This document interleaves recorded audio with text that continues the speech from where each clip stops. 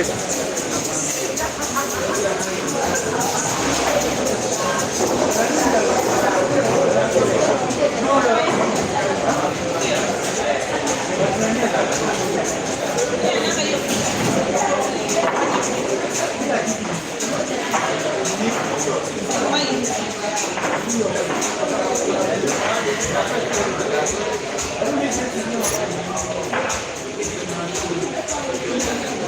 this is also game on 205 start.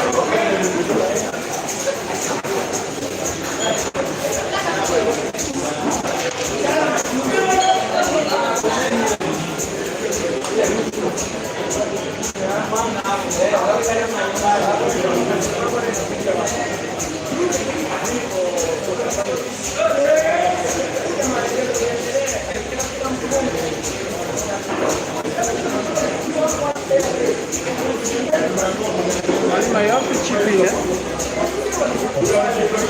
Maior que o Tibi mesmo.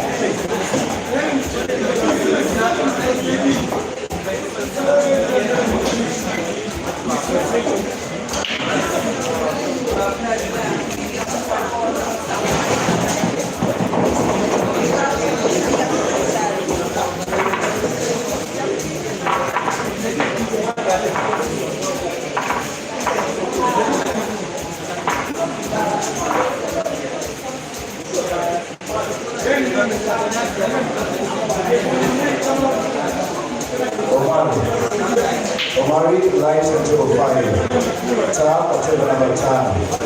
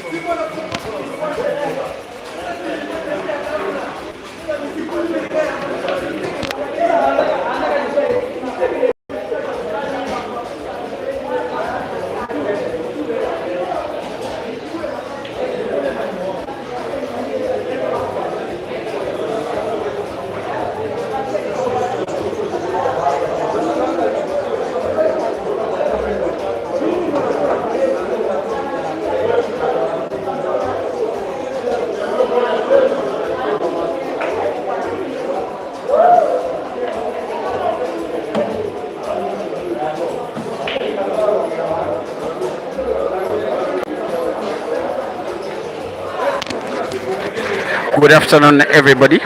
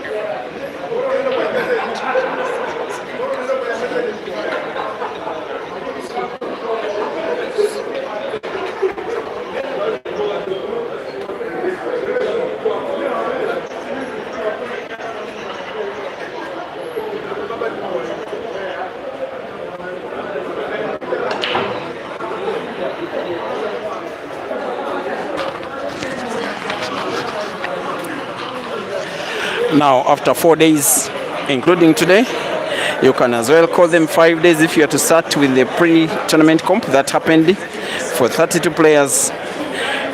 This day will be the very last. It is a match in the first life final of this double life competition happening at CUEMASTERS in Arusha in Tanzania. Zambia's Moses MOFYA having his scores on the board on the left in red, representative of the Zambian flag. Uganda's CHANDIGA having his scores on the right in blue, represented by the Ugandan flag. They are racing to 9 for a place in the grand final.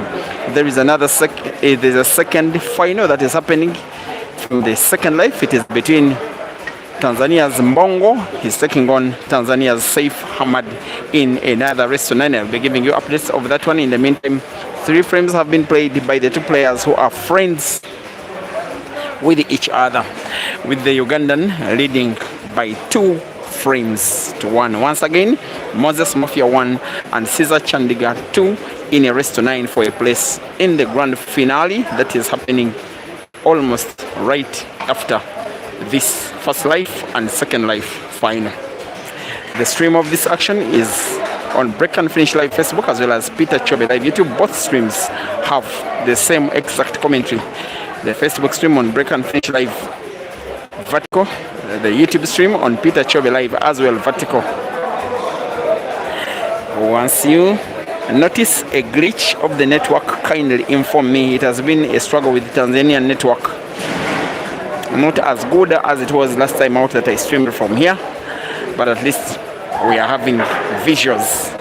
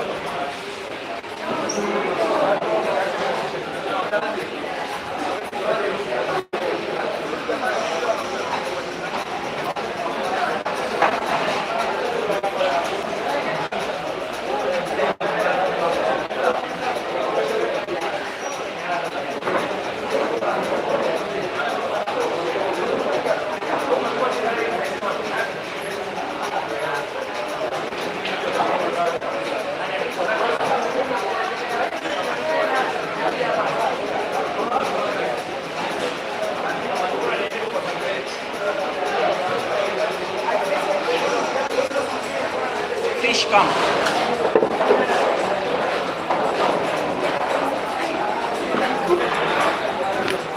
I've been looking forward to hooking up with the Tanzanian commentator. She normally does commentary on the Sam's Pool TZ Facebook page. It is the leading streaming platform here in Tanzania. She's called Hale Lima. Also does very good work for the game in Tanzania. She most of the time is assigned with ensuring that the international players where they are comps in Tanzania do have all the hospitality.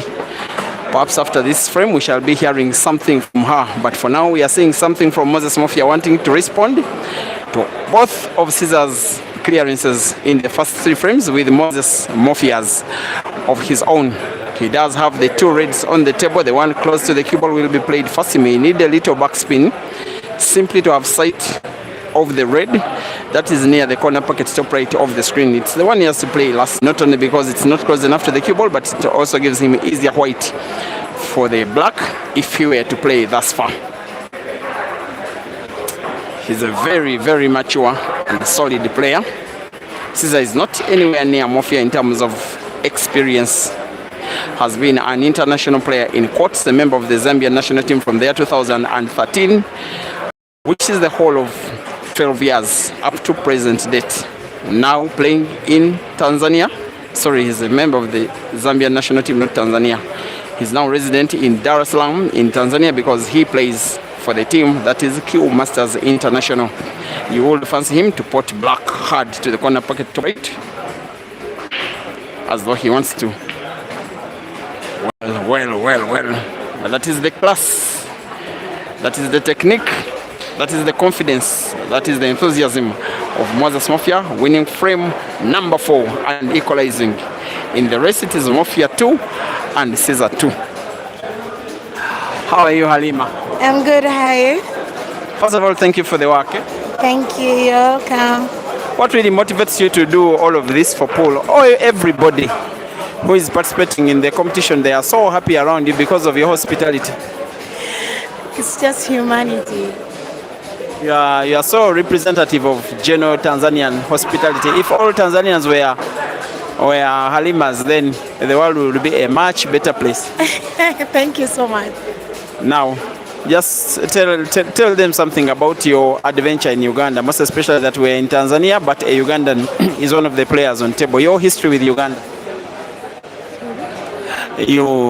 Your history with Uganda, having lived there for some time, studied there, something like that. I've been there for quite some time.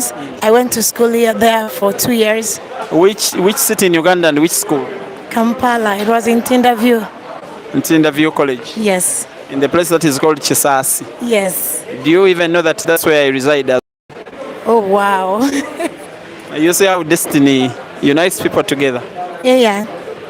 Then after, and which year exactly did you leave Uganda, and what really do you know about generally Ugandan people in comparison to your own Tanzanian people? I can say Ugandan are good people. They are good. Yes. And another thing I love about Uganda is the food. Matoke. Matoke? Yes. Do you have it here?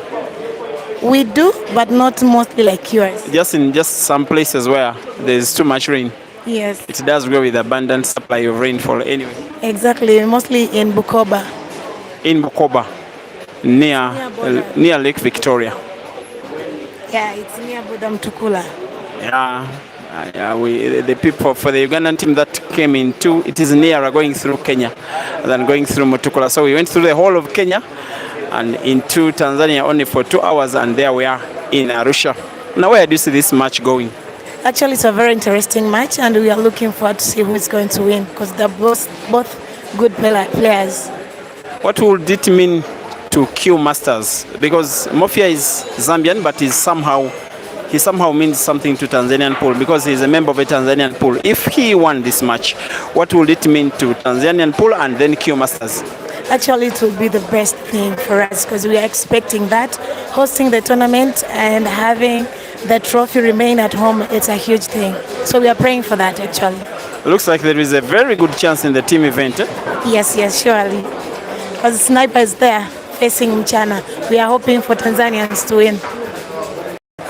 Now there's another semi-final. Like you said, it's a final, but an actual semi-final because of the fact that it's 2 finals from both lives between Go and the Safe. Where do you see that one going? Actually, they're both my brothers. Whoever wins, let him win.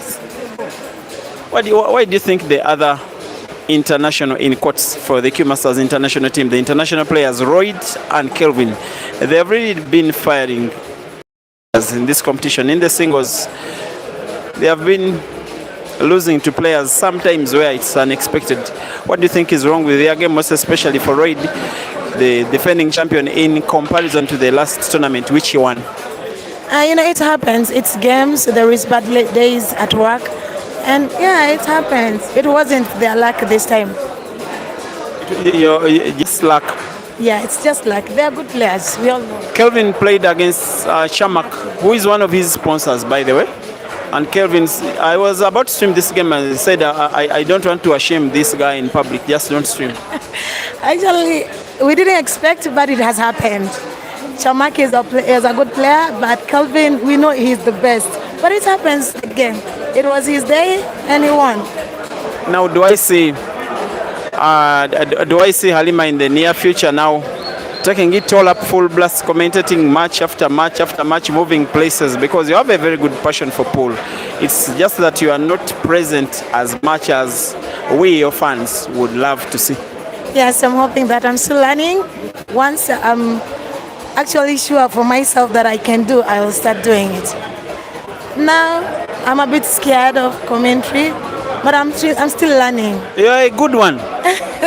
I'm still learning today. I just want you to learn. But you keep your fingers crossed. It's very challenging. It is enduring. It is expensive. It is way less beneficial than most people assume. You have to be guided by your heart, by doing what you love. Then whatever you may benefit, which may be monetary, just consider it as a bonus. If you go in for the money, you will be big time disappointed. I hope you are aware of that. Yeah, I'm aware of that. I've been doing this for quite some time and I've seen its consequences. I see it's more of giving, not receiving. And I'm happy for that because we want to push the industry forward. That's it. Thank you. Now, this tournament, I want to say it's a positive for Tanzanian pool, not just organizing an international comp for the second time in a matter of months, but also the performance of the men, especially the men in the singles and the team event. What do you think Tanzanian pool has done better in this comp compared to the last one? Because in the last event, there was nobody in the top 4. This time around in the top 4, there are 2 Tanzanians taking on each other, and the third player who is Zambian but being managed in Tanzania. Yeah, we are looking forward for Tanzanians to win, actually. Even Momo is Tanzanian. So it's now Caesar versus Tanzania. Yes, it's Caesar versus Tanzanians. You're funny. Then finally, for now, I'll be inviting you back. The ladies, there hasn't been any outstanding performance from any Tanzanian player, though they have been the bulk, the majority of the players. Is it that they don't train a lot? There are those stereotypes about ladies playing pool. What is really not adding up? Because the last time there was the All Africa Pool Championships, the Tanzanian national team was in participation and they were a very decent team. But a tournament that has been organized here, there has been really no big strides from the ladies. What really isn't going right? And for the ladies, I would say it's not their day, but they have to train hard. That's it. You know, it's not easy. I've been seeing the way they are playing. It's not easy, but the only thing I can advise them is to put more effort on training. That's it. To put more effort on training. Aren't there stereotypes about ladies playing pool? It is a general problem everywhere.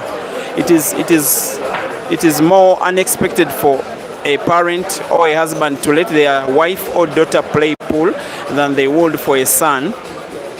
You see? Aren't there those problems? Because the game is most of the time played in the bar.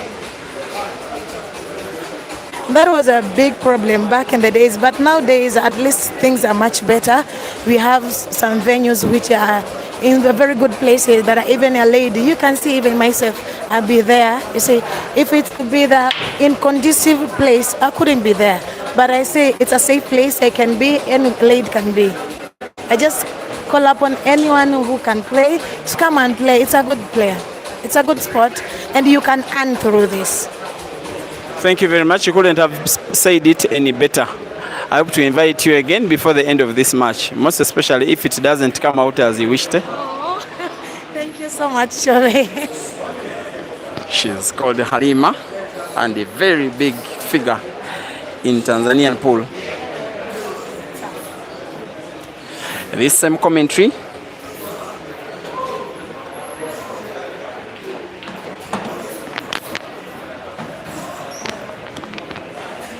is right now being shared as well to the Sam's Pool Facebook page that is being owned, managed and run by my friend Samson Kibuga, who is Dar es Salaam based and has sadly not been able to participate in this competition, but yes, the page is live and active. There are matches happening all throughout the tournament. Moses MOFYA 2, Caesar CHANDIGA 4, race to 9 for a place in the grand final.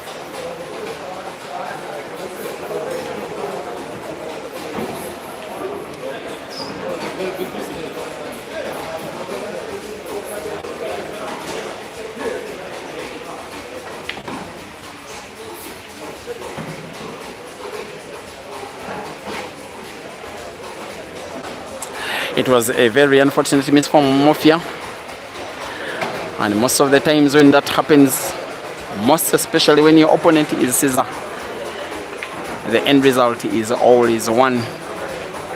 He wins frames he's supposed to win. Sometimes he wins frames he's supposed to lose. This inclusive on the verge is the Ugandan Scorpion of taking a 3 frames lead. Now with the little roll of sinking the black to the side pocket right to lead by 5 frames to 2. And there he goes. MOFYA 2 and Caesar 5, race to 9.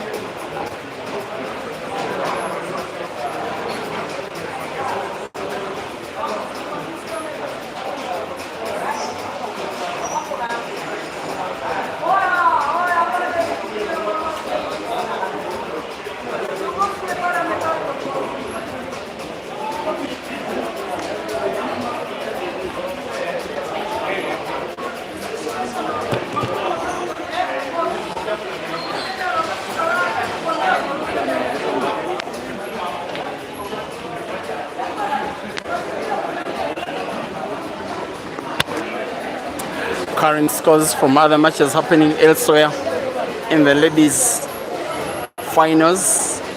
In the first life, Rukia Naiga leads in an all-Ugandan second life final against Julie Namuhanga by 2 frames to 0. In the first life final, another Ugandan, Amina Faithinganda, leads against Penina Njoki at 2 frames to 0. In the second life final in the men's category, it is Saif Hamad leading against Mbongo by 3 frames to 1. In the one that you are watching, it is 4 frames to 2. The Ugandan in Caesar leading against Moses MOFYA, racing to 9. For the ladies, the race is 6 for both ladies and men in no time limit.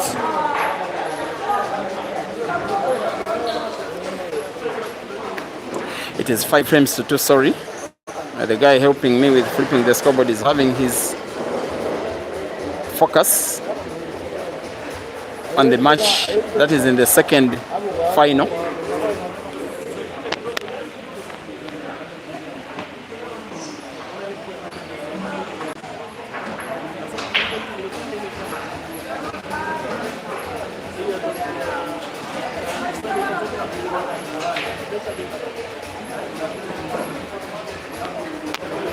Communication has been made. He has remembered to perform his role. MOFYA needs to win 7 before Caesar can win 4 out of the remaining 10 and must start winning now. I have to confess, I don't remember MOFYA beating Caesar. The two had 2 matches when MOFYA made a tour of Uganda together with Kelvin. He played in about anywhere between 15 to 20 comps, winning 1 of them. In the one that he won, he faced his countryman Kelvin in the final in that comp of 32 players. Weekly in nature it was. Kelvin had defeated Caesar in the previous round. Then there was another 16-man double F comp in which Caesar and Kelvin faced off in the final in the area that is called Entebbe near the Ugandan International Airport. The final was won by Caesar, but a much better fight from MOFYA. In a race to 7, it ended 7 frames to 5. With MOFYA, I remember being on the verge of playing an equalizer before coming short and losing the 7th frame. When they play, they compete big. When the match is done, they hug each other as they smile away. They are very good friends, of course. Caesar having been a resident in Zambia for close to 2 years, between 2021 to 22, becoming friends with MOFYA there, and then MOFYA himself being resident in Uganda for close to 3 months at the start of this year. It was actually about 3.5 months. He also played in the same pool club with Caesar, that was Upper Volta Pool Club. They came second in the Ugandan Pool League to the team that is Roxbury. MOFYA gave a very good account of himself in the Ugandan Pool League, becoming an established starter in the team that came second. Other players in the team included the likes of Kenneth Odong, Yuda Sembosi, Robert Tumusime, amongst others. Now Caesar needing to put Red by rail dive with big backspin, drawing the cue ball backwards. Wants to put Red second to the center pocket. Seems to have gotten himself snookered, and bigly. The difference between victory and defeat can be that small. His intention was, now intention is to curve the cue ball round the yellow to find the red, hopefully pot it. That's the shot. It is a foul. Advantage MOFYA.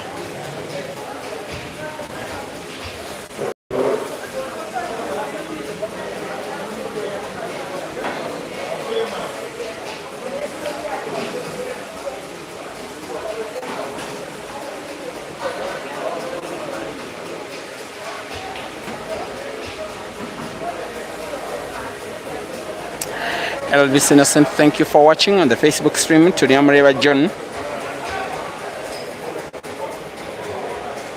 Lazaro Manso, thank you for watching.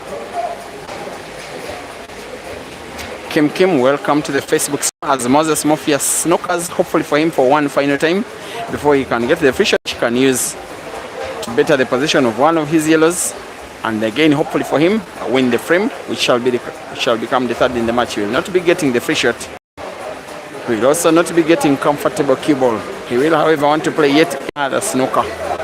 Has to be careful not to foul.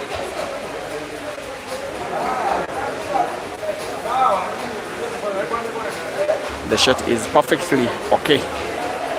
Perfect power balance from the Zambian. And now gets a very deserved free shot. With Caesar not only missing the red, but also potting the cue ball. Charles Pavins, thank you for watching, supporting Caesar. Dodgers Media, thank you for watching. And thank you for the streams that always come from Eswatini. On the page that is Dodgers Media live poll, all the way from the Kingdom of Eswatini, where you're watching a comp yesterday.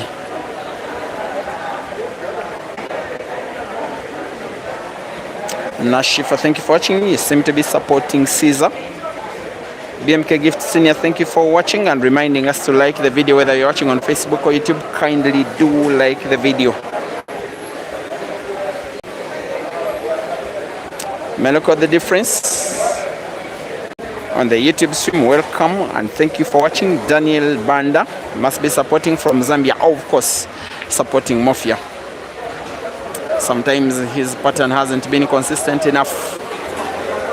I'm not so certain the red is possible to the side pocket left. For Caesar, not only does he need to pot, he also has to manipulate the cue ball to pot the black somewhere. Maybe pot the red to pass the center pocket if there is passage, and then move the cue ball to the bottom end of the table. Maybe try and pot black to the center pocket right, maybe corner pocket top left of the screen. He's going for the diagonal corner pocket, cue ball bouncing off the screen. Oops, oh my God. That is poetry in motion, and even from a neutral perspective, a shot that good you would fancy. It would have better led into an opening of the pocket. The skill, the perfection, the imagination, and the accuracy of the shot in its execution was nothing other than class from the Scorpion. He still has work to do, however. The shot was good, but the resulting position of the black in comparison to the cue ball's position, not good enough. I'm not even certain what he's trying to contemplate. Maybe play the black off a few cushions. Goes for the corner pocket. Not perfect, not lucky. Advantage, MOFYA.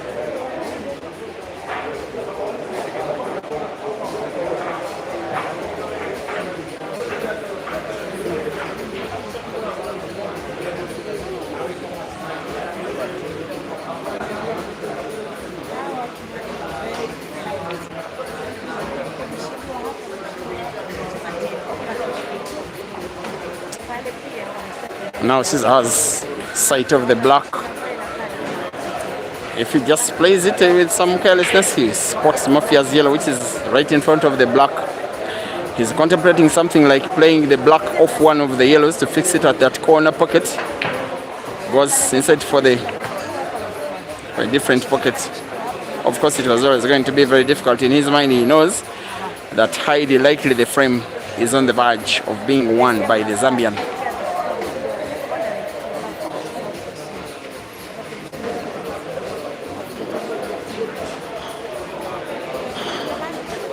He will want to play the yellow he's looking at, not to pot it. As close can be to the corner pocket, but not potted. Oops, it's potted. Of course, that's what he didn't want.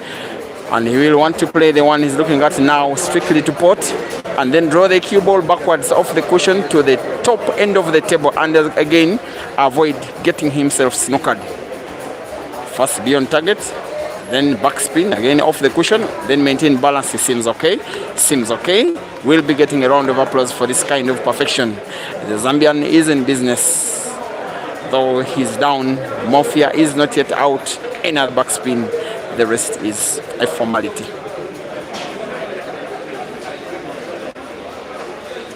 Moses, MOFYA 3, Caesar, Chandiga 5, rest to 9.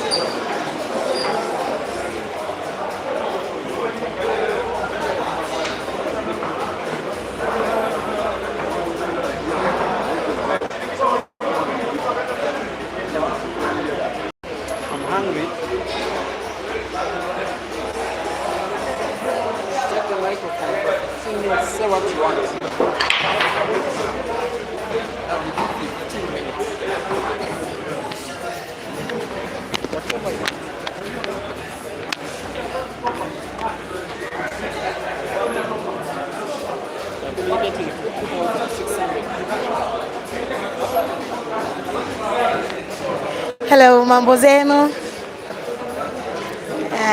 Ninaitwa Hale Lima.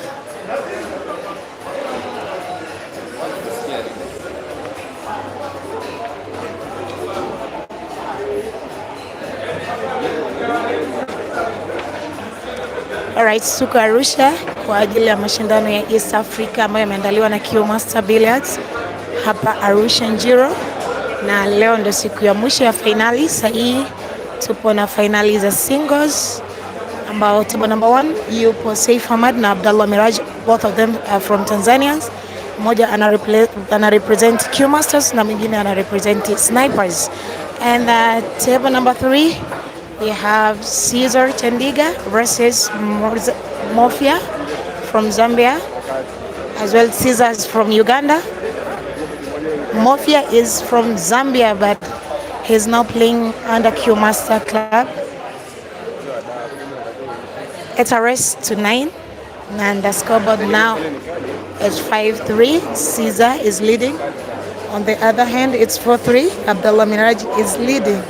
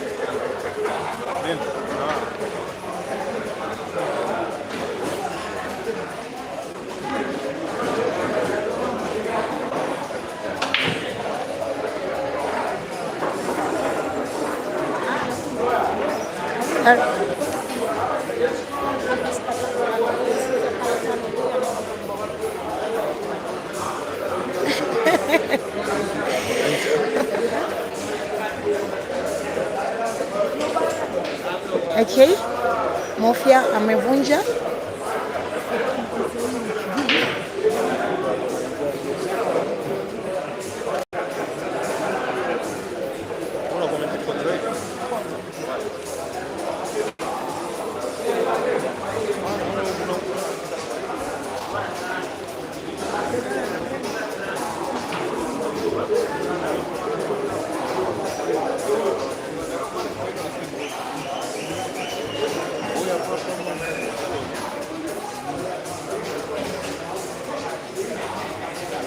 Mama anachukua muda wake kufikiria, kuangalia meza, kuzingatia namna gani ambayo ataendana na hiyo frame, na yuko nyuma kwa magoli matatu.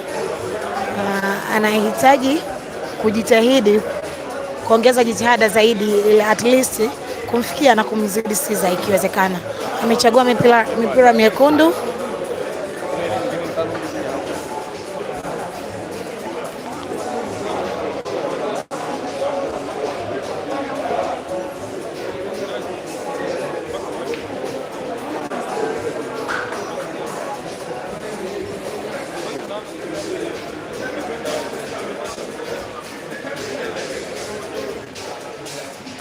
It's a race to 9.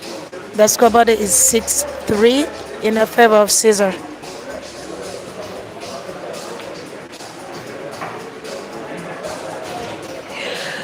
Magolini scores.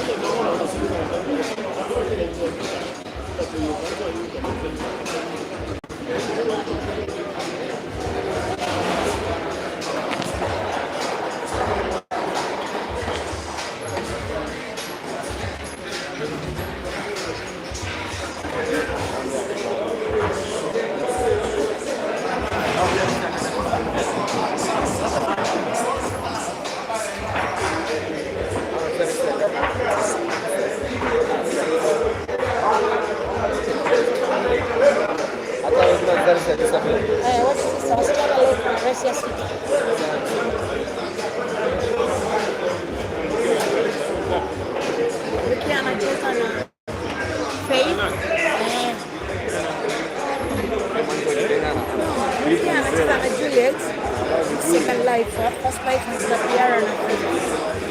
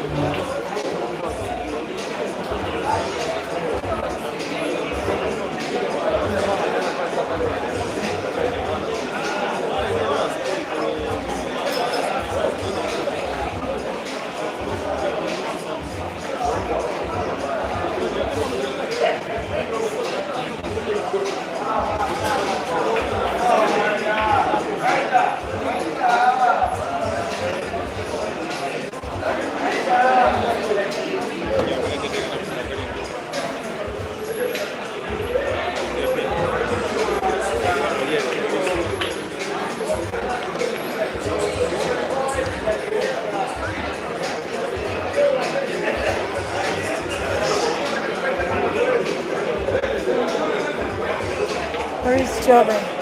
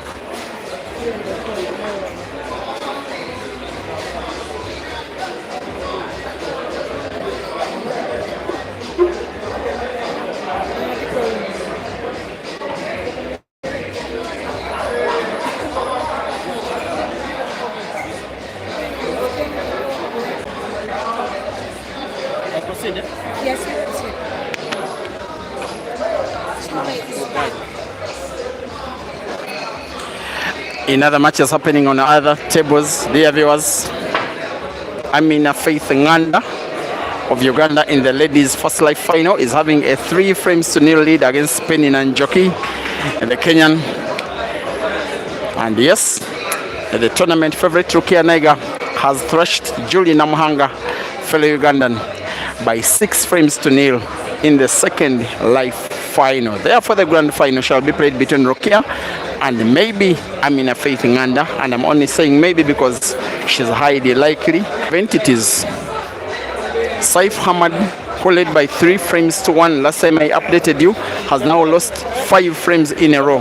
Yes, Mbongo, who doesn't remember the guy that broke and finished 3 frames in a row in the quarter-final of the team event for shooters against the Ugandan team Danger. He has won 5 frames in a row now against Saif and now leads by 6-3. In this one that we are enjoying, the Ugandan Caesar Chandiga leads by 6-4 against Zambia's Moses MOFYA. With Caesar now a highly likely player to win a 7th, to make himself to need 2, trying to make it for the first time ever for him, winning 2 consecutive international comps on 2 consecutive weekends, on 7 consecutive days, in very consecutive fashion.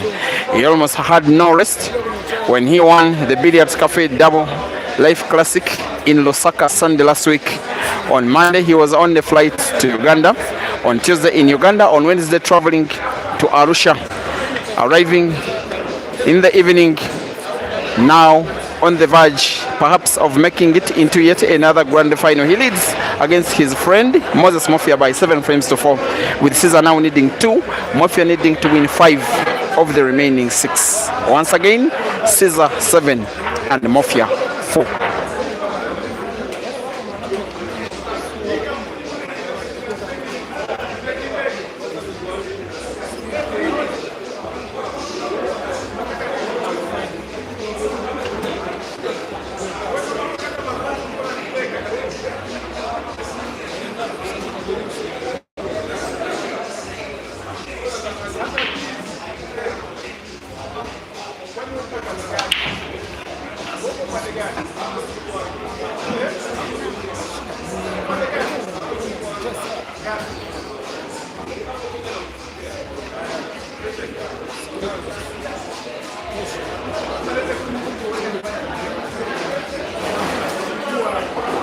The last match of the day shall be the final in the teams event. It will be a Tanzanian-Kenyan affair between the Mchana Knights from Nairobi in Kenya. They will be taking on Tanzania's Sniper. Now Zambia's MOFYA must start winning. You don't let Caesar win this frame. You don't let him need to win one to make it into the final. He has been there so many times and has been doing it consistently. With Caesar 3 international comps won for himself so far. That is the Queen's double elimination comp in 2023. The Grand Mchana 2023. As well as Billiards Cafe 2025. Actually, Grand Mchana was 2024. I want to beg your pardon. He's making it an average of 1 international comp per year. But if he wins this competition by winning this match and then the grand final, if he gets that far, he looks to be set to sign into his 4th international comp. Already turning a flourishing career even more shiny. Taking on a guy that very hardly beats him. For the matches I've been streaming between these two guys, they have all gone one way. I don't have all that memory, but if MOFYA did beat Caesar, perhaps it could have been when Caesar was playing in Zambia in all those weekly comps that were being streamed by William Soko. But for the last 2 years, they faced off about maybe 4 times or so. Victories all going one way. And you now get to fathom that a 5th is on the way in a 3rd different country where these two have been facing off against each other, but for the first time facing off in Tanzania, with MOFYA pretty much the home player. Not that he's in his home country, but the country where he's best as a semi-professional player, with now Caesar having to put black to the corner pocket, top right to need 1, bottom right, and now is on the verge as he needs 1, just 1 out of 5 to make it a 2nd consecutive international comp grand finalist. Caesar 8, MOFYA 4, race to 9.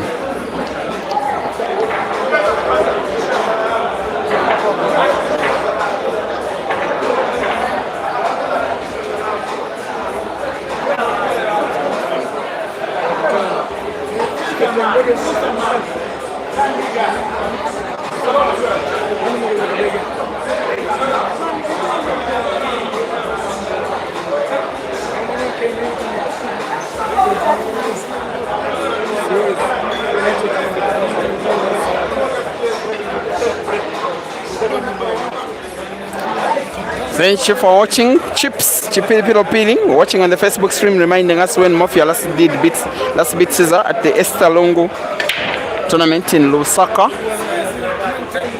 That was the tournament that preempted Sharks, the Zambian team, to sign Caesar as a semi-pro player after performing well. Then he was a very raw talent, but a clearly very budding talented player. There has been a foul on the break by Caesar in frame number 13. MOFYA must win them all remaining 5 frames, or else he will succumb yet again. He has been decent of late. He was into the quarterfinals, reached the money in the last international comp where he played at Billiards Cafe in Lusaka. He lost out in the quarterfinals to his international teammate that is called Stephen Banda, Dr. Rango. He played so well on the first day of the singles, that was Saturday, winning all the matches almost comfortably, making it into the final, which he has had a full day to prepare for. But yet in between that day, there was the second life in which himself becoming the only player reaching the round of last 16 with 2 lives intact. He was the last player to have 2 lives in this competition. That has really proved very stiff in terms of yes competition, because no player reached the round of last 8 with 2 lives. Normally that isn't the case. A sign of improvement of players left, right and center. Everybody can now take on one another with a realistic chance of victory. 6 frames to 4 in the second live final, with Saif hammered down against Mbongo. 8 frames to 4 in the first live final, Moses MOFYA down against Caesar. Still 3-0, Amina Faith Nganda leading against Penina Rose and Jockey. While Rukia, that's the match in the ladies' first live final. The second live final has already been won by Rukia Nganda. Highly likely it will be an all-Ugandan showdown in the ladies' grand final.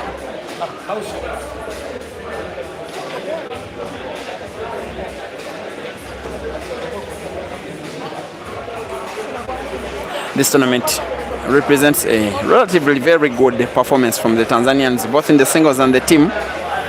It is confirmed a Tanzanian making it into the grand final, either Mbongo or Saif. Perhaps Mbongo standing a better chance now.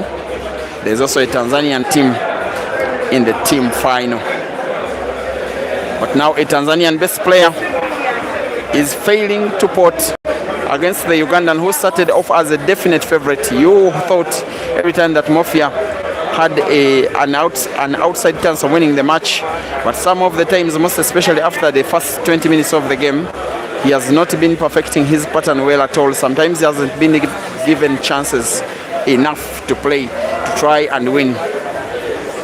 There's a seeming routine clearance for Caesar to make it into the grand final of an international competition for the second consecutive time. He has the work of trying to put 3 reds and the black, maintaining cue ball now for the would be bad of the 2 reds left on the table. He may have to play it now or not, contemplating between which of the 2 yellows, sorry, it's not red, it's yellows, he has to start with.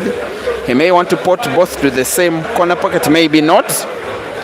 A little tap between white and yellow, giving him white for the last yellow on the table. I believe he'll be drawing the cue ball backwards, wanting to put the black instead to the corner pocket bottom right, using the... There we go. Highly likely than not, the participation of MOFYA at CUEMASTERS in Arusha is coming to a scorpion end as he aims for the black and sinks it in and wins the match and makes the grand final yet again. Congratulated by MOFYA, after of course Caesar being a better player in the grand in the first live final. Final score: Caesar and Uganda 9, MOFYA and Zambia 4. Congratulations Caesar, as we wait for the result of the second live semi-final between Mbongo and Saif.